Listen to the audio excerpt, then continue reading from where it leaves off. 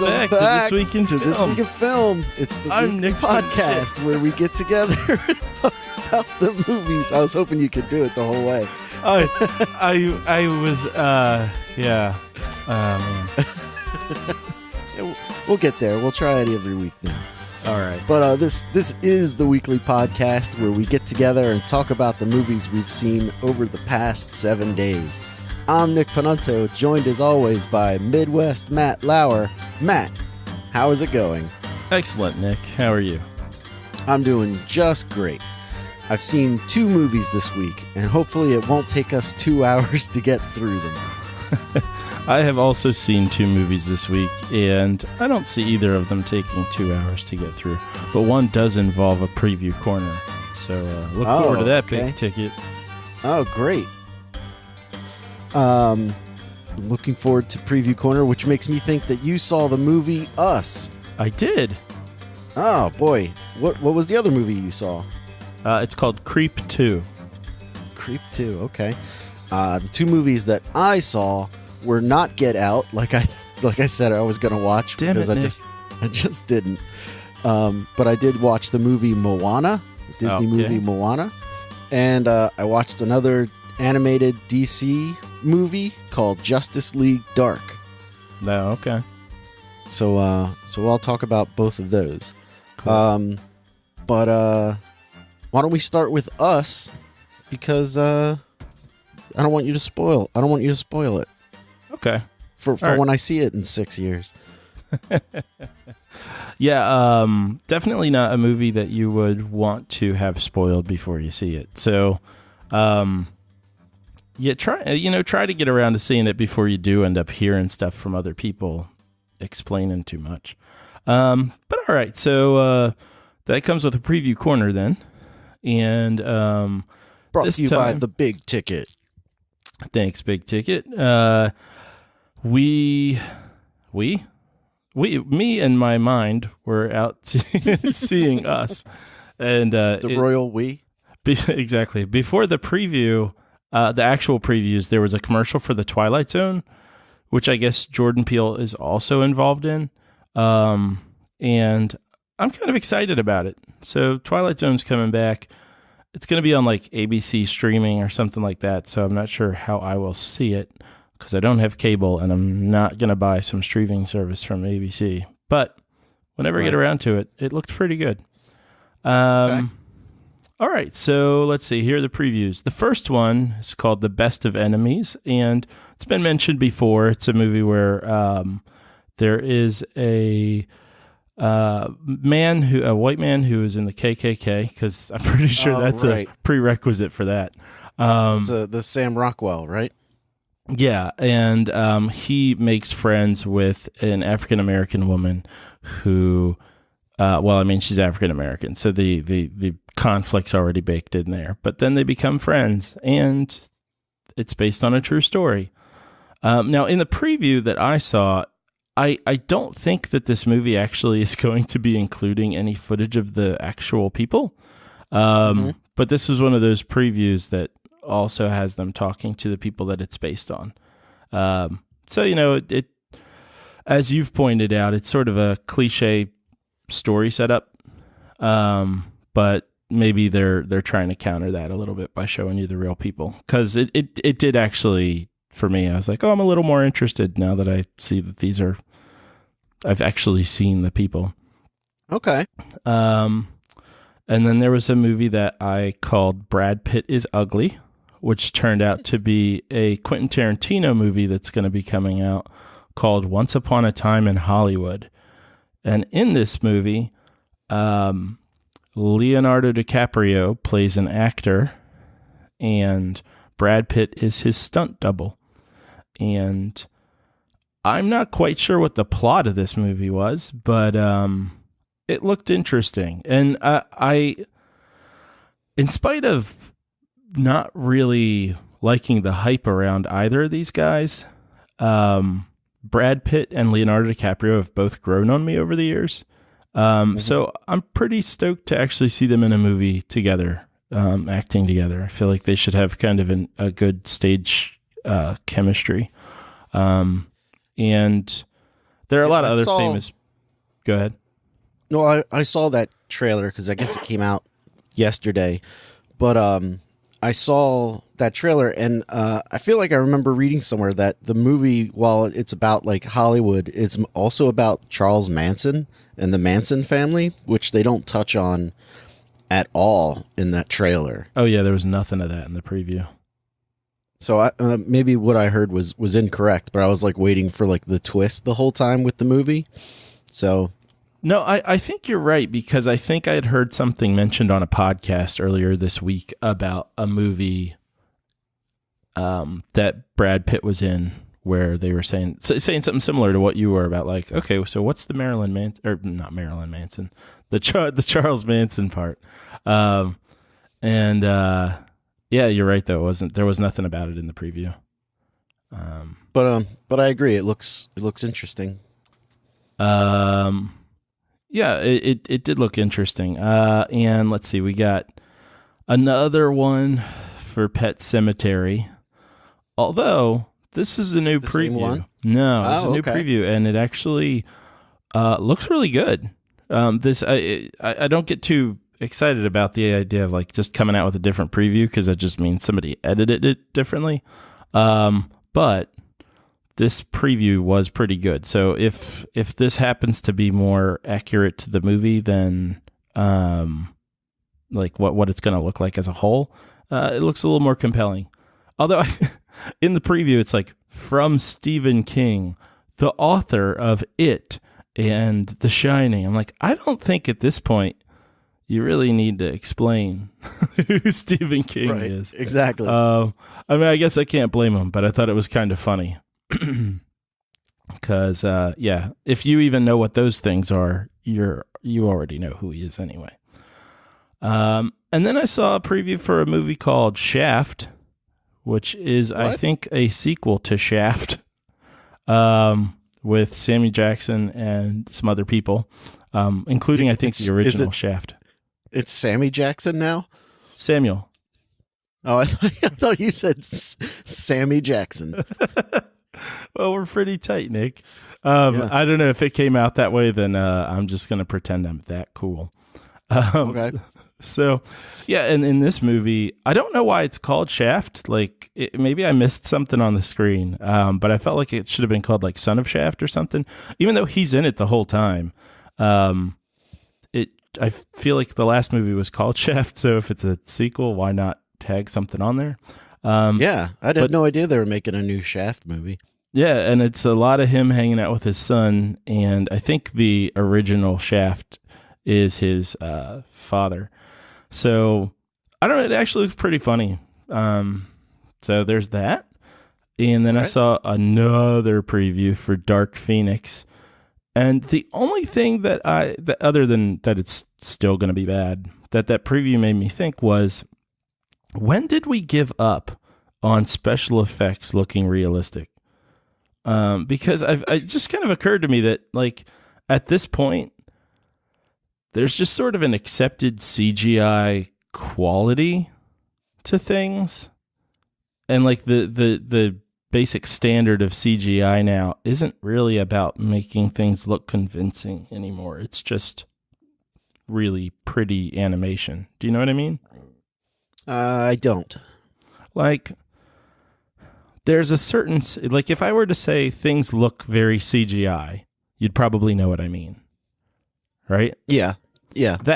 That's just, it just seems accepted. And when you have really good, like, they blend CGI with practical effects and things actually look realistic, I just don't feel like anyone's, like, people are very much trying for that. I feel like there's just this standard, very CGI looking CGI that people are cool with now. It's like, tornadoes are just blurry. That's the deal. And I don't feel like in many movies they're taking the time or putting the money in or whatever to really make it look real. Because I was seeing the preview and I'm like, oh yeah, it's very CGI, and then I was like, oh yeah, this is just expected. So if that's not making any sense right now, I'll give it more thought and try to put it into better words. Okay. All right. Then I saw a preview for Avengers Endgame, and Hawkeye has a mohawk, and Scarlett Johansson has had time to dye her hair red. And that's what I got from that preview. I loved it. I thought the trailer was awesome. And the funniest thing I read on the internet was that two things about Hawkeye were one, that the snap caused him to lose half the hair on his head. Right. And it turned him into Mohawkeye. Right. And then the thing about Scarlett Johansson's hair being red. Yeah. The whole time in Avengers Infinity War, I just wanted to know why her hair was blonde. Right. Like they never address it at all. Mm. And now I feel like it's so that in the Endgame it can show how much time has passed. But she's also blonde in the preview. I know. Which makes me think that this takes place over a long period of time. Okay, I see what you're saying. Yeah. Well, but yeah, I had this image of her going, well, the end of the world is here. Time to dye my hair. Right. Like priorities. But as far as I also like that they show her in the trailer, like they're getting ready to go fight Thanos again, and like and she just has like shooting a 9mm handgun. Yeah. And she's doing like target practice or something. Yeah. I'm like, don't you know how to shoot by now? Yeah. Right. Yeah, I'm still looking forward to the movie. For it. Yeah. And then I saw a preview for a movie called Little, which is like big but in reverse. So instead of a white boy turning into a large white man, it is a black woman turning into a young black girl. And there were a lot of jokes thrown into the preview. Like it was just a lot of jammed into one preview. But half of them made me laugh. So I'm actually thinking that might be kind of funny. Okay. And then there was a preview for a movie called Ma. Oh yeah, I saw this trailer. So you got a handful of white teens who a African-American woman invites them to, like, they ask her to get them some liquor for them, because they're underage. And then she invites them to her house or to some house that she owns. She's like, hey, I know a place where you guys can really party. And they go, yeah, okay. And they, I don't really understand the decision making there, but they're like, sure, why not? And I was watching this preview for the first 10 seconds. It was one of those things where I'm like, huh, what kind of movie is this? Like, this is a story I haven't seen before, where an adult African American woman befriends these white teens, and what kind of relationships are going to show up here? And then the violins come in. And you're like, oh, it's a horror movie. And I'm looking forward to seeing this, actually, because I like the actress. I'm blanking on her name right now. Is it Octavia Spencer? Is that yes. And I like her, even though I didn't like The Shape of Water. She was in that, but that wasn't her fault. That's just bad writing. And these sorts of like what was that? Single white female, these movies where people get kind of in with the wrong person, and then the person turns out to be really like creepy and dangerous. Yeah. Preview for another movie I'm going to talk about. I dig these things. I like the tension, and from what I saw of her in the preview, I'm looking forward to Octavia Spencer doing that part. Like, I think she's going to be really good at it. So I'm looking forward to that too. I also really enjoyed seeing some previews for movies I have not already seen previews for.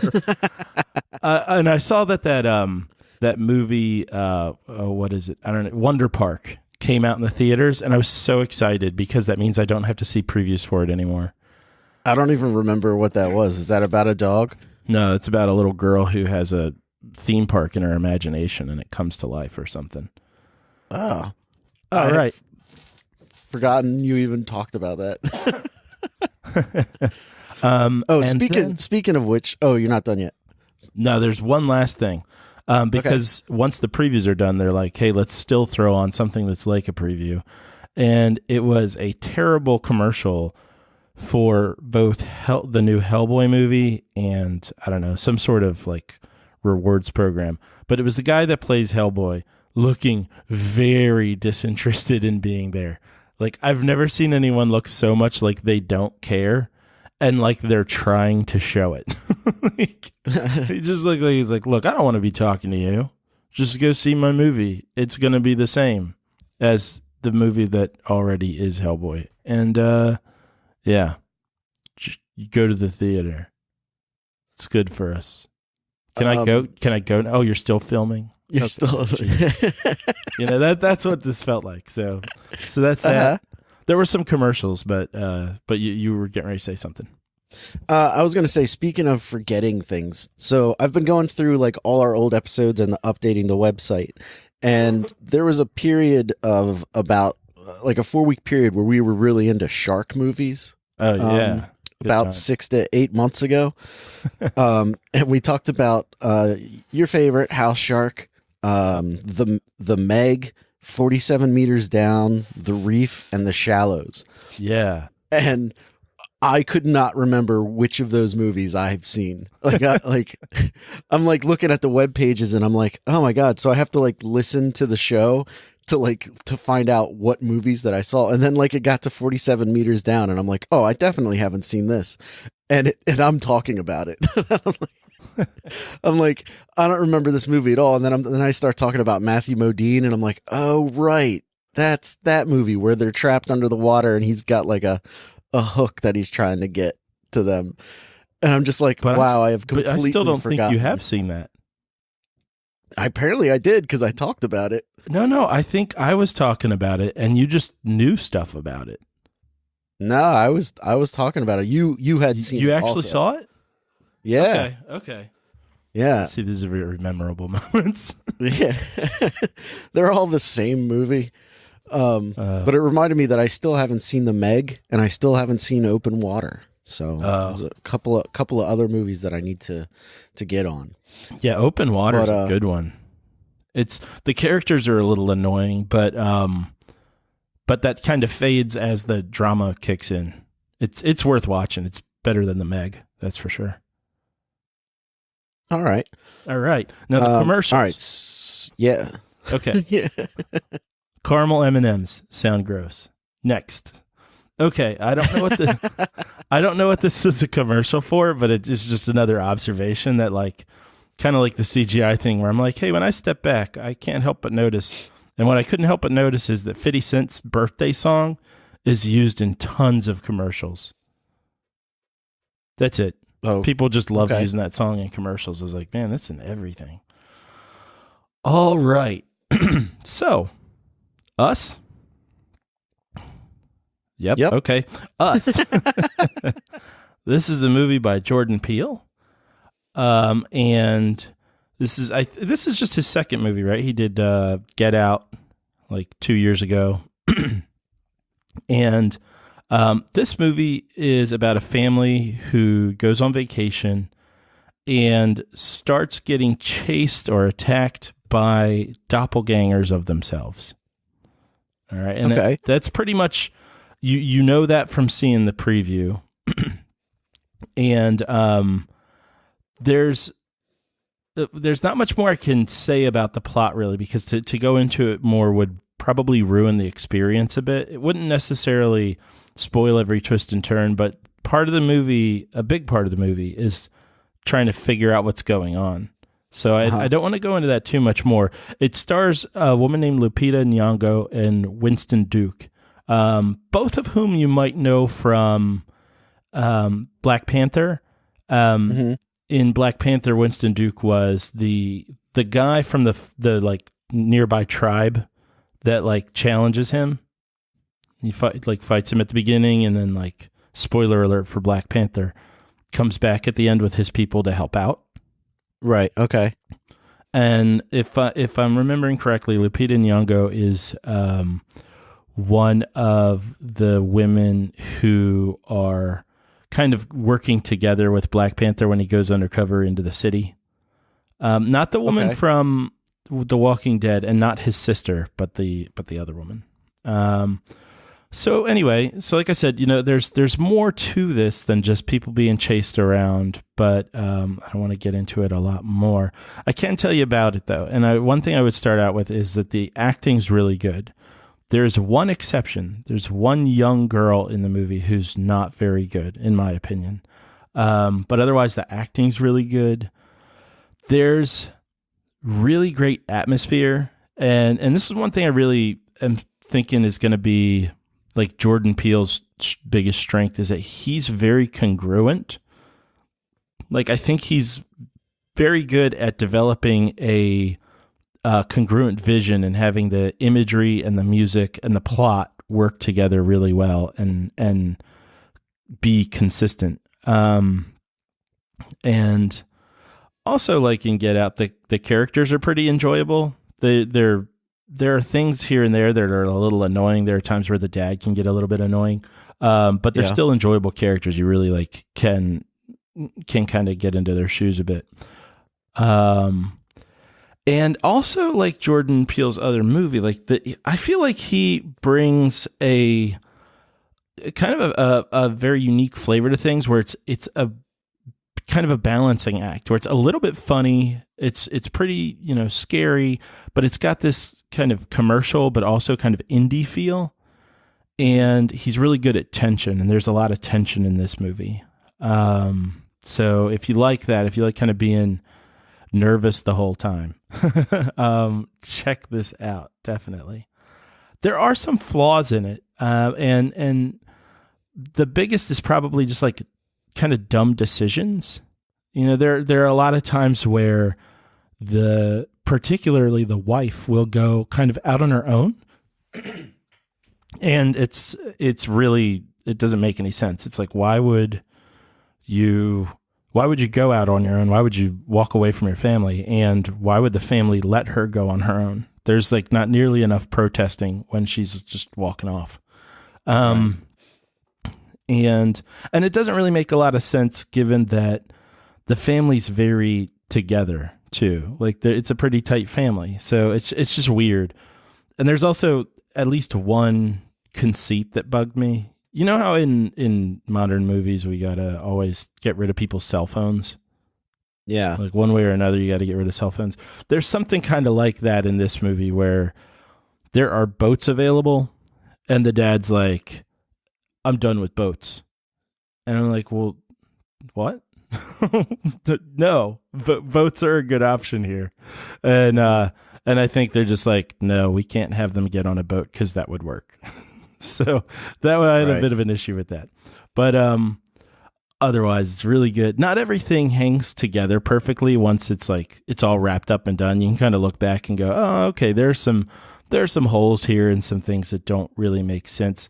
But it's done so well that it's still really enjoyable. It's kind of like A Quiet Place, where afterwards I'm like, yeah, there are a bunch of things here that don't actually work, but good on you for giving me this movie experience.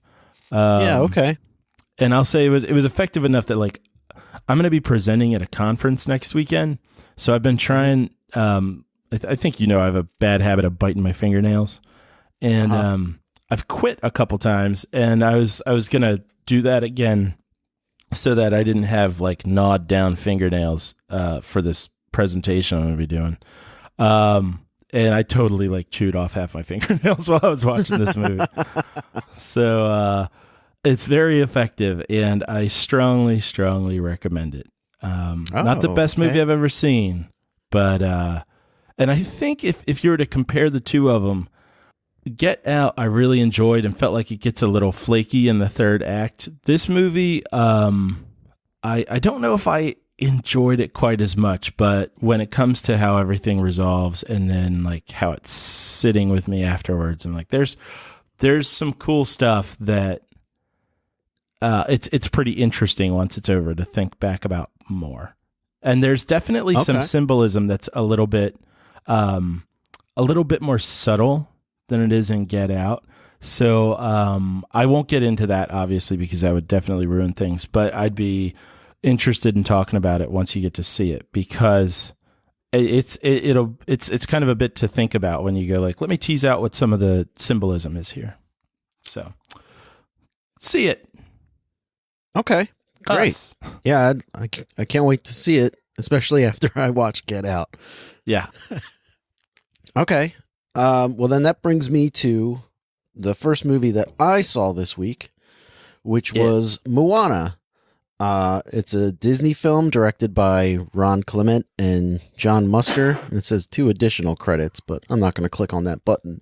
It's from 2016, and it stars, oh God, this is I believe it's a Polynesian name, Aluli Cravalho. I'm sorry, and Dwayne the Rock Johnson. And Jermaine Clement from Flight of the Conchords is in it. He has a great scene. He plays a giant crab monster, and this movie was great. I'd seen it before when it was on in the background and my kids were watching it, but like I'd never sat down to watch it myself. And I was watching it with my kids, and this is a charming movie. It is not only is the story pretty good, and visually the visuals are stunning. It is just straight up gorgeous. Like most of the movie takes place on the open sea, and the characters and the surroundings and the set pieces that they have are just so gorgeous. It's such a beautiful movie to watch. It's so colorful. It's really neat. The only thing that is a little distracting is like the characters' faces. They have that Disney kind of face to them, and that's the only thing that really takes you out of it. Like it's not hyper realistic, which is not what they're going for in this movie, but it's like everything else feels hyper realistic except for the characters' faces. Yeah, and, that's how that Dragons movie was. Oh yeah, okay. I see what you're saying. I remember you saying something about that. Now I get what you're talking about. Yeah, there's just like a lot of contrast of like, wow, look at all this detail, and then there's this big kind of very simplistic thing just in the middle. Yeah, and I think the reason that they do that, like I feel like it's deliberate because of you know what the uncanny valley is. Yeah, they don't want to go there. Yeah, I feel like if they tried to make it realistic, it'd be more distracting than if it was cartoonish. So, you know, I guess that's the give and take there. Well, for listeners, the uncanny valley is when things look almost real, but they're off a bit. There's a sort of dissonance that makes it really like gross and disturbing and uncomfortable. Yeah, like you'll see it a lot in like a hyper realistic picture of something, but then when you look at the eyes, there's something just off about the eyes that almost ruins the whole picture mentally for you. Like your brain can tell that it's wrong. Eyes and like I feel like around teeth, you notice it too. I think a good example of this is if you've seen the Polar Express. Yeah, that's a great example. It looks great until you look at their faces and you're like, and then you have nightmares. You're kind of creeped out. Yeah. And it's just one of those things that I imagine as time goes on, they'll get better and better at, but they're still, I guess, avoiding it for the sake of avoiding it. But the plot of Moana it's a story of a young girl named Moana, and she is chosen by the ocean. She's like on a Polynesian island, and her family, she's like the future queen or king of the island, and she gets chosen by the ocean to return the heart of Te Fiti, which is this stone that needs to be returned to this island. It's kind of convoluted, but basically the MacGuffin of the story is she's got to return this stone to this island. And in order to do it, she needs to find this demigod named Maui, who is voiced by The Rock. And The Rock has like this magic hook that lets him shapeshift into all kinds of different animals. And again, the plot of the movie is they have to get the stone back to the island. And the story goes along with so Moana has to go find Maui, who has been like shipwrecked on a desert island somewhere because he lost his hook to Jermaine Clement's shiny crab, and so she has to find Maui and then convince him to help her in returning the stone. And the story is just so charming. It's got great music, and this movie, The Rock, is spectacular. He's so good in this movie. He plays like this. He's like a cocky demigod who, like, you know, he can do whatever he wants, kind of a thing. And he is so cocky and so sure of himself and so like charming. It really, like, I know The Rock is in every movie these days, but it really just makes me want. It really makes me want more of The Rock. Like. Unlike, what was that movie we watched where he just didn't care? Skyscraper. Was that Skyscraper? Yeah. Like that was terrible Rock. I mean, if we could get more Rock like he was in Rampage and in this movie. I mean, the voice acting he does in this movie is just terrific. He's so, like I said it already, but he's just so charming and so fun to listen to. Like, you wish there was more of him in an animated feature setting. Sorry, I know this wasn't your point, but was he really into it in Rampage? I can't remember. He was more into it in Rampage than he was in Skyscraper. It looked like he was having fun in Rampage. Did you Go ahead. No, go ahead. I was going to say, did you see the sequel to Jumanji? No, not yet. Okay. Yeah, he's in it there. He's not phoning that in at all. Okay. Yeah, well then I need to watch that because he's just a treat. Like it's so good. And then there's like this great sequence where with Jermaine Clement as this crab monster, and he is hysterical, and you know, the movie's just really good. It's a top-notch Disney animated movie. And I would highly recommend checking it out, especially if you have younger kids. They really enjoyed it too. My kids liked it, and they sat through the whole thing. Logistical question here: why does she need Maui? Because he can fight the island. So when Maui steals the heart of Tafiti, which is this orange or green stone, this lava monster comes out of the earth, and it takes over this island, so she needs Maui to help fight the lava monster and return the stone. Oh, okay. All right. Yeah. Cool. Yeah. It's a pretty decent story. It's nothing groundbreaking or anything like that, but it's fun. The music is great in the movie. Like, it'll get stuck in your head, and it's very upbeat and pretty entertaining and just gorgeous to look at. It's a beautiful movie. So I highly recommend checking it out if you have some time to watch a kids film. All right. Cool. Yeah. So you watched another movie. A movie called Creep 2. All right. And I'm probably going to say this like 3 or 4 times, but you should definitely see Creep 1, or it's just called Creep. I was just going to say, have you seen Creep 1? Yes, I saw Creep a few years back. And at the time I felt like I was the only person who watched it, but I've heard people reference it more recently. And they're both now, sort of found footage movies. Yeah. Can I interrupt you for a second? Yeah. So I'm looking on the Letterboxd website right now because I'm going to add it to our watch list. There's about 6 movies called Creep from like 6 different years. Do you know what year Creep 1 was from? Maybe like 2013 or something. All right, so there's a 2014 Creep and a 2015 Creep. Oh, geez. And a 2017 Creep. Are you serious? Yeah. Oh, you know what? I'm guessing it's the 2014 Creep because Creep 2 is directed by the same guy. What's the guy's name? Patrick Bryce. Oh, I don't know who that is. Hang on. I'm bringing it up.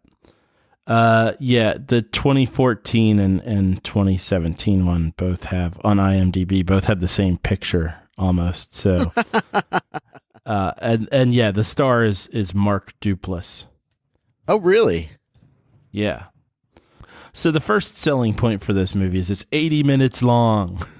So it's short. Enjoy. That's great. Yeah, and the first creep was awkward and disturbing. And like, I mean, super awkward. It's like it's the same feeling. It's not awkward and disturbing. It's an awkward disturbing, or a disturbing awkward. It's very cringy. And that one was they're both found footage films in a way. But this one, actually, you know what? Come to think of it, the first one had a similar sort of premise, because the person who has the camera is hired by this other guy to record some stuff for him. I won't go into the details of that because I don't want to spoil the first creep either. Okay. And you're kind of finding out throughout the course of the movie why he's there, what he wants, and that sort of thing. In this case, it's a female character who is being reached out to. And she is a camera woman with an online show about unusual people. And kind of like, hey, we're going to do character sketches of these real people and, let our freak flags fly, and all celebrate being different. But her show's not doing too well, and she's getting pretty frustrated.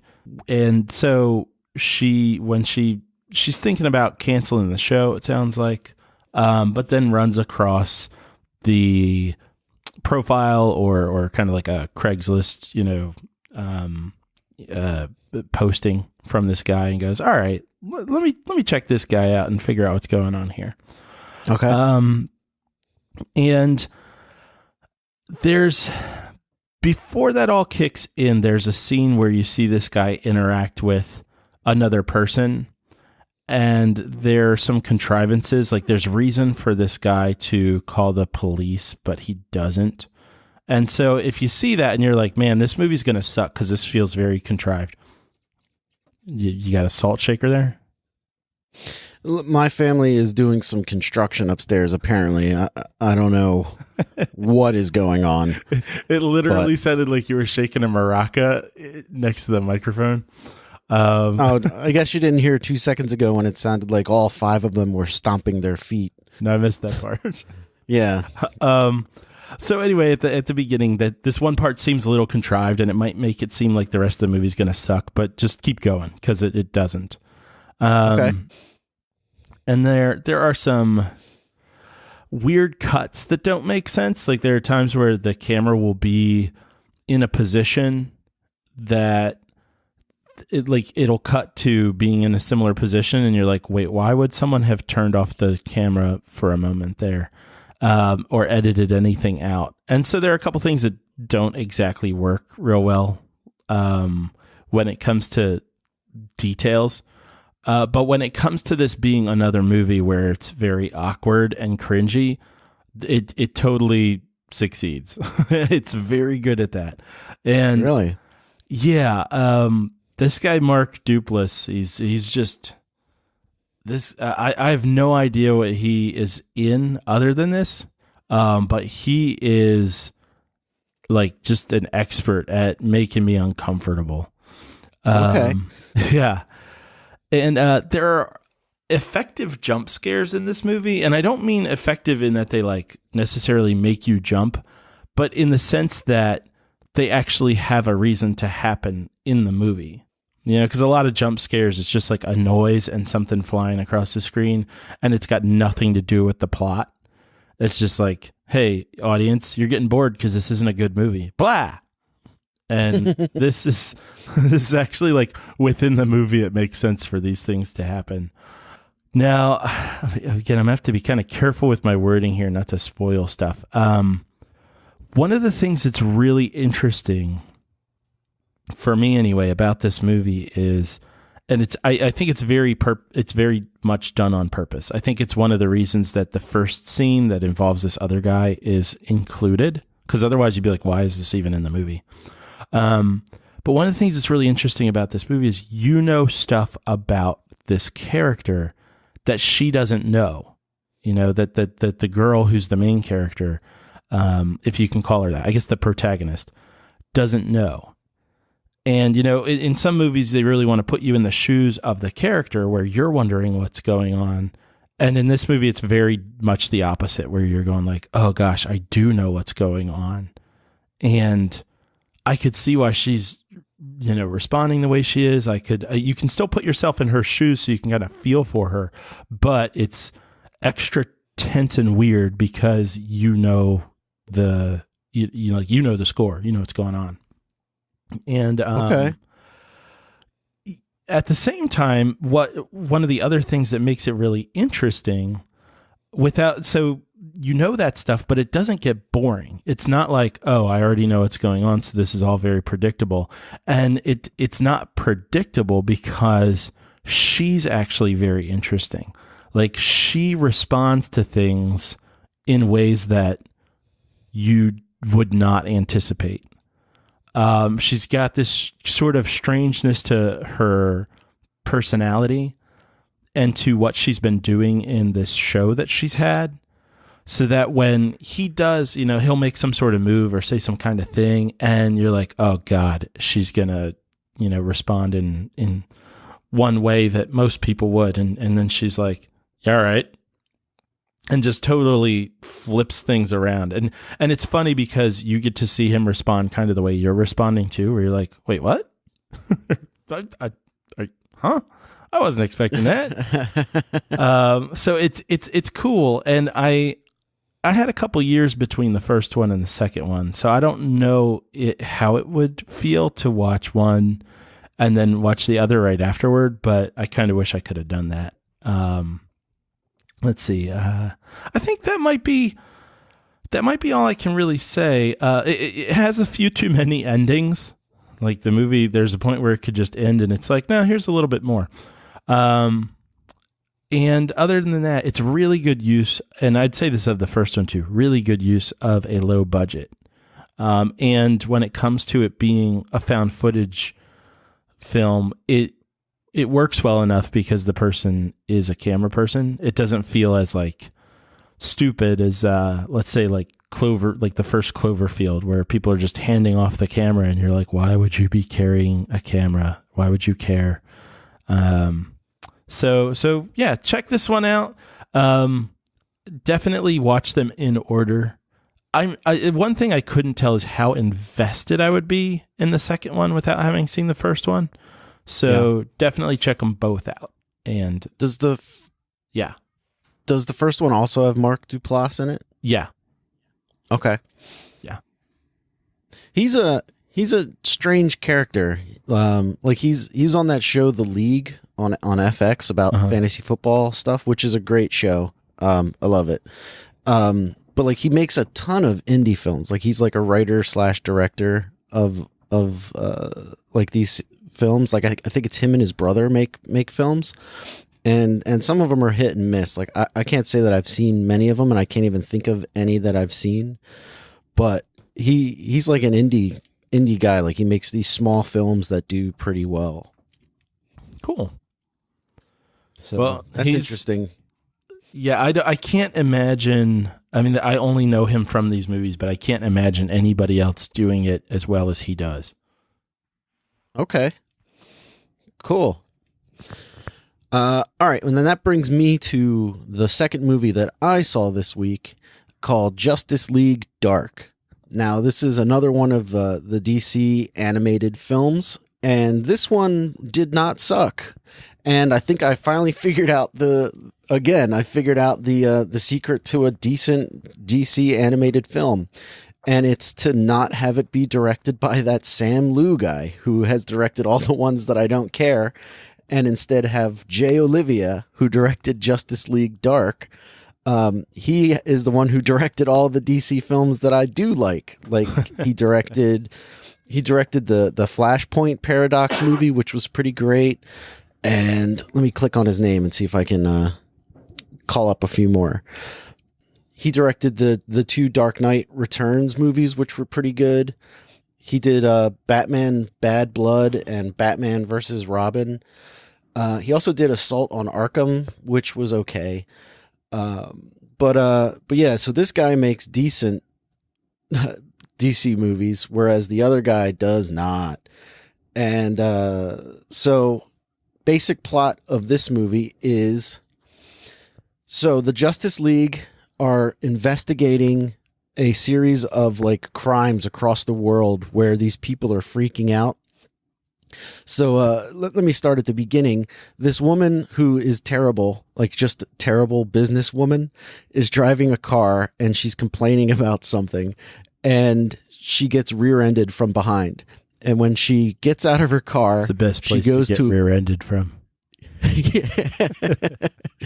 She gets out of her car and goes to approach the guy that hit her, and the guy who gets out of the car looks like this giant demon monster. And she starts understandably freaking out and just gets back in her car and drives away with the guy hanging onto the car. And she like runs over. Oh, and while she's driving, everyone that she sees looks like these demons. So she's just freaking out and like hitting everybody. And then Wonder Woman stops her. And when she gets out of the car, she's like, "Oh, thank you, Wonder Woman. You saved me from those monsters." And Wonder Woman says, "What?" And she's like, "All those monsters, look at them." And the lady turns around and she just sees like this trail of devastation of bodies and debris that is behind her. And Wonder Woman just looks at her and she goes, "I only see one monster." Talking to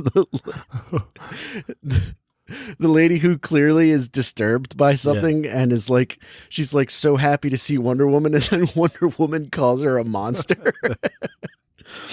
And then it cuts to like it cuts to this farmhouse, and the subtitle says Metropolis, which is not what you think of when you think of Metropolis is like a house on a farm, because Metropolis is a big city. Anyway, there's a guy holding a shotgun up to a monster, like some sort of like David Cronenberg sludge monster. And the monster keeps saying, "But we're your family, Steven, we're your family. You can't do this." And he's like, I'll show you. And as he pulls the trigger, Superman smashes through the, come on. He smashes through the ceiling and like stops the guy from killing it turns out that it's his family. Right. And so I thought that was already just assumed. Well, I just, I didn't want to spoil it for you. and Superman is like, "What are you doing?" And the guy's like, they look just like the neighbors. And then the guy takes Superman and the police to his shed. And in the shed, he's just got tons of bodies, just dead bodies all over his shed. Jeez. And Superman is like, "What have you done?" And then it goes to the Hall of Justice, because this is like the Justice League world where they don't have the Watchtower in space. They just have the Hall of Justice somewhere in, I'm guessing, Metropolis. Oh, I forgot the other inciting moment or whatever. What's that term called? I don't know. The inciting action or whatever. The hook? I guess. Well, we go to Gotham City for Batman's introduction to the demon people, and this woman is on the top of a building, and she's holding a newborn baby, and the baby is a monster in her arms, and she's gonna throw it off the roof, and Batman shows up behind her, and he's like, "You're tired. Please give me the baby." You're tired? Yeah, he's like, "You're very tired. Just give me the baby." And the lady goes, "Nope." And she throws the baby off the roof. And Batman jumps off the roof and like saves the baby. And then he like swings to the roof of a nearby building, and he's like looking at the baby, and it's just a regular baby. It's not a monster. And then he throws it because he's like, "Oh, gross." Yeah. Well, then you hear this thud sound, and he turns around, and that the mother has thrown herself off the roof of the building. Oh God. Yeah. And Batman looks at the scene, and we get a close up of the lady with like blood pooling up behind her. And then he cuts back to Batman holding the baby, and he says to the baby, "I'm sorry."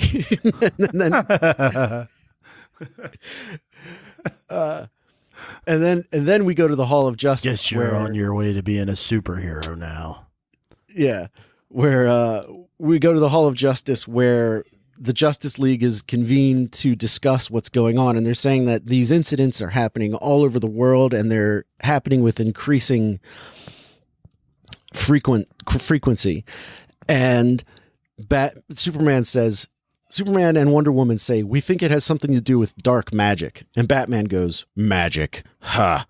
And Superman goes, "What are you talking about, Batman?" I know, you're talking to an alien and a god.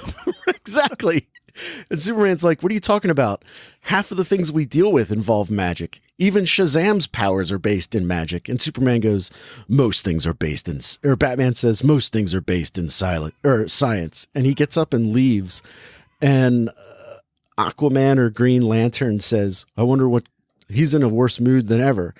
And then that's the end that we see of the Justice League for the rest of the movie, because Batman goes and finds his old girlfriend Zatanna, who's magic. Yep, she's a magician, and she's like a real magician. Yeah, like she does real magic, and Batman knows this, and still he's like, "Magic's not real," and so basically he goes to find Zatanna because in a scene before that, he's in the bathroom shaving, and a ghost sneaks up behind him and scares him. This is sounding dumb. I know, it was good. And so he like turns around after he cuts himself shaving, and he goes into his bedroom, and written all over the walls in either red paint or blood, it just says Constantine over and over again. Okay. And so then Batman goes and finds Zatanna, and Zatanna says, "You need to bring me to John Constantine." And Zatanna and Constantine used to be an item, and they have like a back and forth, and eventually they go. But meanwhile, the ghost that sneaks up on Batman from behind is Batman can't see him, but Zatanna can. And so he's the guy's like, "I'm just so excited to have met Batman. This is like the best thing." And that happens like 4 or 5 times over the movie, where people are genuinely excited to meet Batman. And that's pretty great. So cutting to the chase, Batman meets John Constantine, who is nothing like the Keanu Reeves Constantine, which is probably why people who like the comics hated the Constantine movie. because I'm watching this, and while the character is pretty cool, it's not my Constantine, because Keanu is my Constantine, right? And so I'm just kind of like, I wish he was more like the Constantine from the movie.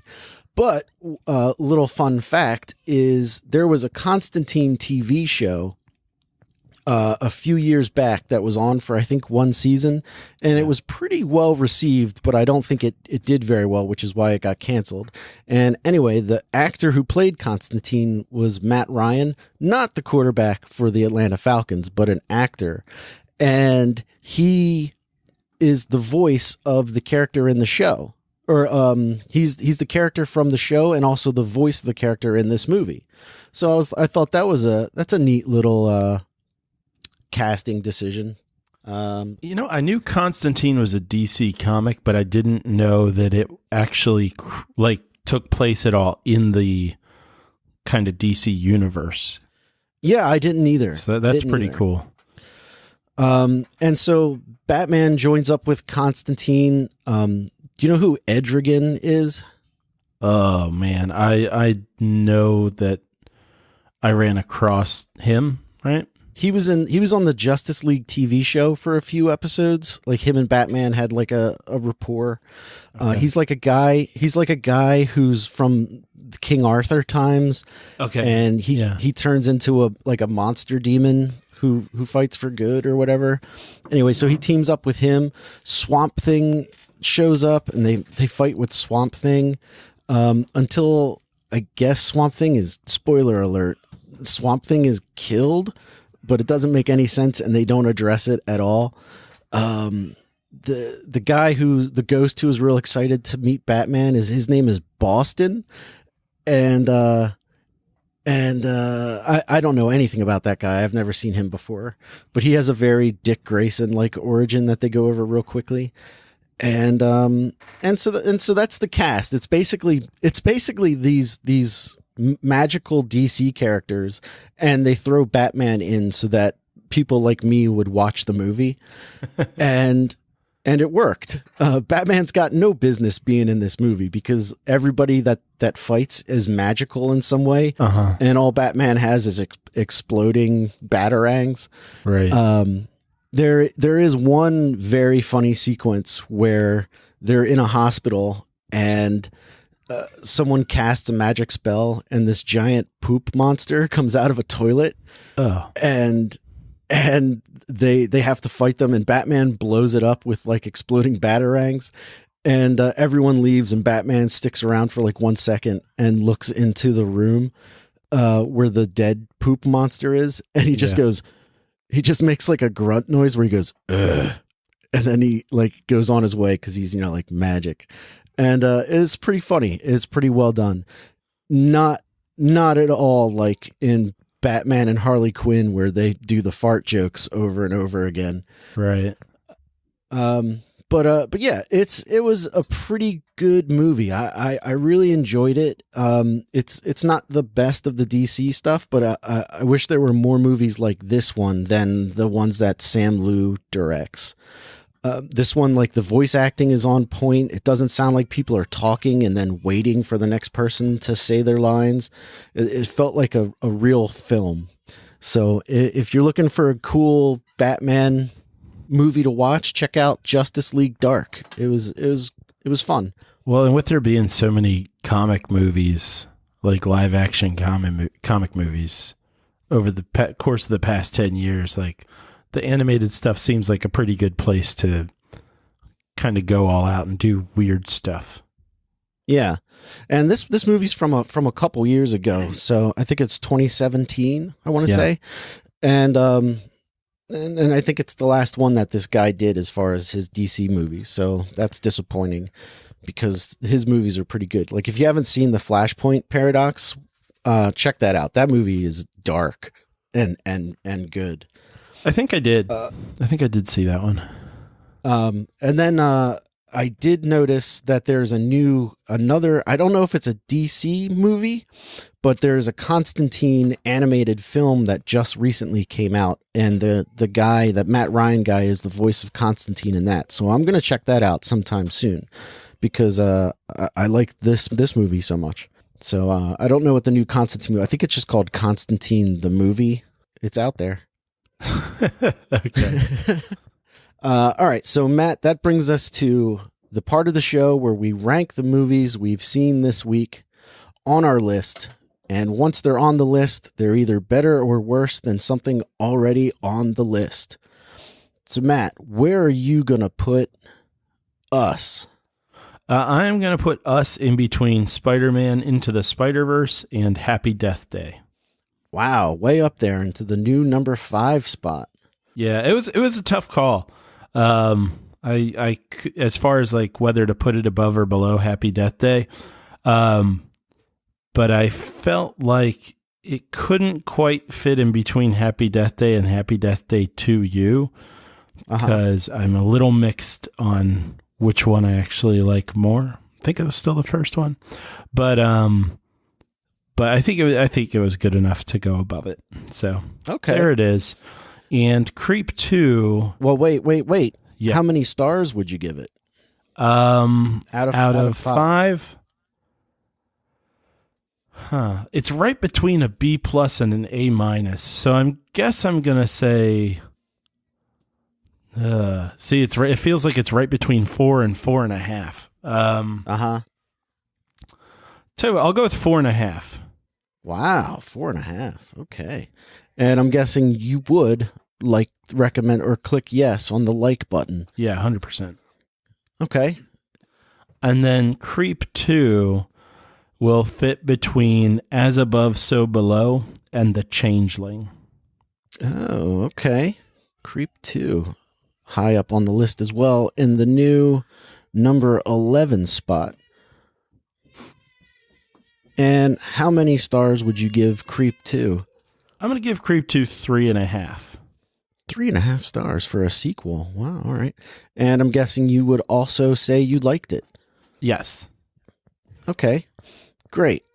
And then that brings us to my list.